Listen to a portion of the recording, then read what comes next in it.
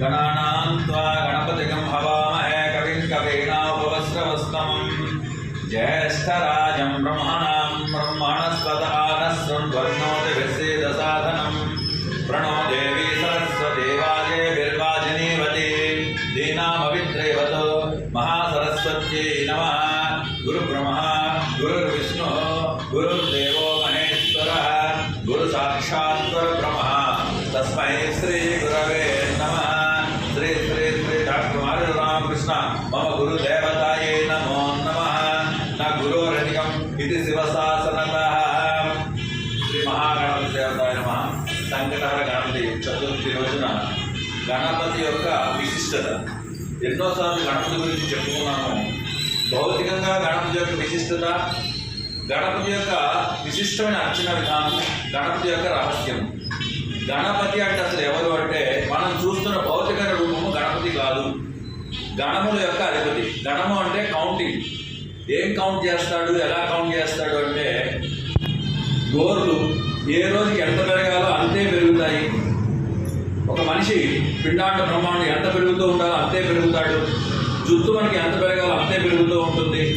చెవులు ఎంత ఉండాలో అంతే ఉంటాయి. మనిషి యొక్క రూపం అంతా కూడా ఎంత వయసులో ఎంతెంత ప్రమాణంతో పెరుగుతూ ఉంటుందో అది గణిస్తాడు. అది గణపతి అంటే. అది గణపతి తత్వం. ఒకేసారి ఇంత గోరు పెరిగిందనుకో 2 మీటర్లు భయపడిసి వస్తారు.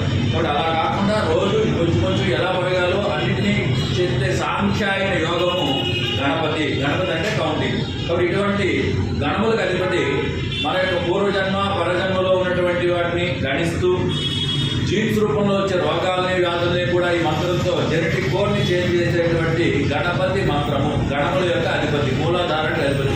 ఇటువంటి గణపతికి నమస్కారం. అలాగే భౌతికంగా గణపతి శూన్యమాసంలో వస్తాడు. శూన్యమాసంలో వచ్చే గణపతి కానీ రాకపోతే ప్రపంచం స్తంభించిపోతుంది.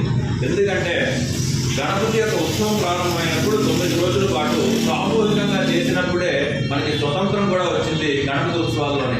అలాగే సామూహికతని చెప్తాడు గణపతి. పువ్వులు, కొబ్బరికాయలు, పళ్ళు, పత్తె, ఉప్పు, నూనె, వస్త్రము, దారము, యజ్ఞోపేతము, ఇలాగా మార్కెట్లో ఉండే ప్రతి వస్తువుని కూడా చలింపజేస్తాడు గణపతి.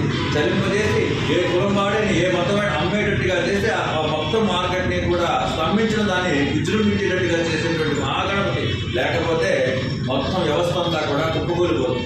అటువంటి గణనాయకుడికి గణపతికి నమస్కారం. జై బాల, జై గణేష్ మహారాజుకి జై.